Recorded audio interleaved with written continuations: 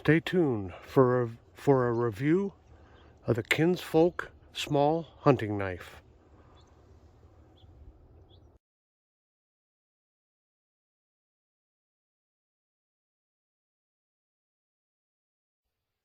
It's okay, honey. You can play with your knives now. Hello, knife lovers. Welcome to Knife Delights, a place where friends can gather and discuss all things knives. Well, all right then. Let's start a review of this wonderful knife that I just found a couple days ago. This is a Kinfolks knife, and it is a beautiful small hunting knife.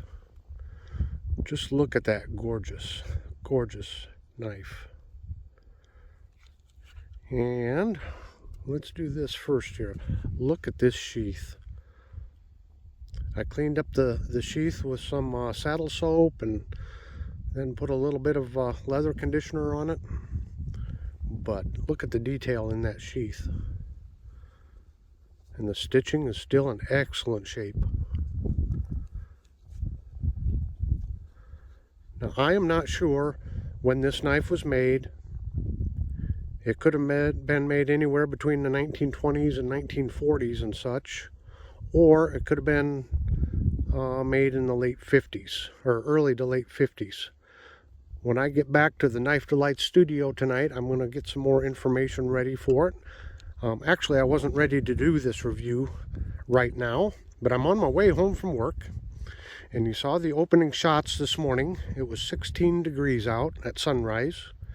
And it is now a balmy, well, almost 50 degrees.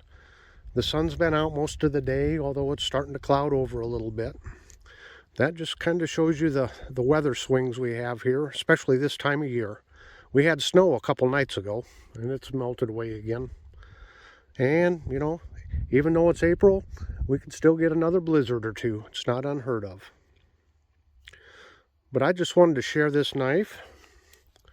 And we'll take a look at this tang stamp. Hopefully that focuses in good. Kinfolks. So the Kinfolks company was started by some Case cousins. And supposedly they started it to help out, let me get this right, Case and Sons, or Case brothers, because they couldn't keep up making their fixed blade knives. So the Kinfolks company was started.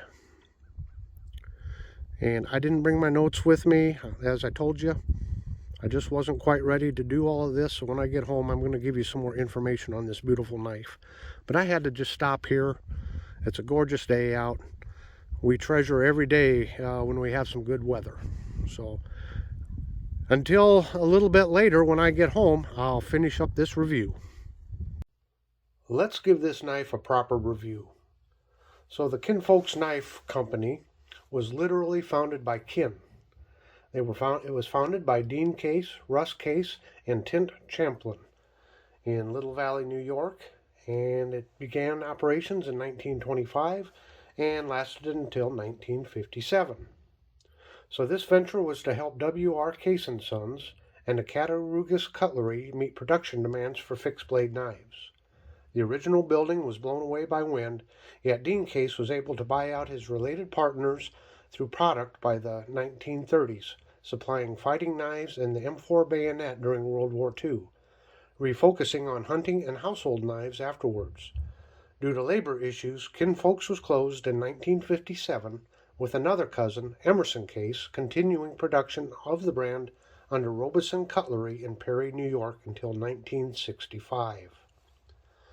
Now, Dean Case of Kinfolks Cutlery of Little Valley, New York, voluntarily closed that business in November 1957. Union organizers had convinced the employees to unionize. Dean Case told them that if they did so, he would close the factory.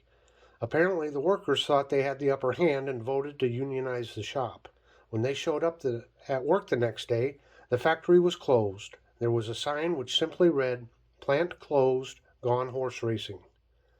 Emerson Case, Dean's cousin, had spent several years there and was instrumental in having Robeson Cutlery acquire the rights to Kinfolks' name. During the late 1950s and early 1960s, Robeson produced several pocket knives carrying the Kinfolks tang mark. Most of these knives had strawberry bone handles. Some had packlewood. Several were of the flame edge variety. They also produced hunting knives under the Kinfolks name, with some having the flame edge as well. So, in wanting to date this knife, I looked at the tang stamp, and it says Kinfolks USA, and a long arch underneath from the K, stretching down underneath the USA, up and over under the S. And from one tang stamp chart I could find, it showed that this tang stamp was used from 1925 until 1948. However, since Robeson Cutlery took it over, maybe they used this tang stamp too. I don't know.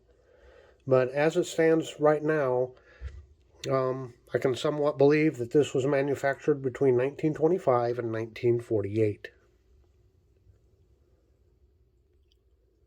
So I was able to find a newspaper ad online from a hardware store, and it was from 1950, I believe. And it showed this knife, and it listed it as a model Y330. Now this handle material is what was called yellow marblite, and marblite is a type of epoxy. This knife also came with the stacked leather handle. So the newspaper ad listed 3 sizes of this model of knife. A 3.5-inch blade, which cost $3.20. A 4-inch blade, which was $3.60, and that's what this is, the 4-inch version. And a 4.5-inch blade for $3.90. So, wouldn't you love to have those prices again? And also in the ad, it described it as a saber blade, although we would probably call it a clip point. And the blade does have this nice fuller in it. I have done a little bit of cleaning and polishing on the blade because there was just starting to get some rust forming on it. So I've cleaned on it a little bit and tried to polish the pommel here, aluminum. And you can see it has some discoloration there. But overall, the knife is in very good condition. So it has these nice spacers here. And it is a 4-finger knife. Now, I wear probably large-size gloves, so just check this out. Look at the purchase I get on this knife. Is that not just right for my hand with a good 4-finger purchase? Boy, it just fits in there really good. Well, we'll take another look at this sheath, just in case it doesn't show up well in the other video because of the lighting. But just look at that. It's just gorgeous. Just gorgeous. Of course, just the belt through loop here. And it's riveted. But I mean, for as old a knife as this is, that stitching is really held up. And you can tell this knife has been used. It has been used. So let's get this on the scale and just see what it weighs. So as you can see, the knife weighs 3.1 ounces.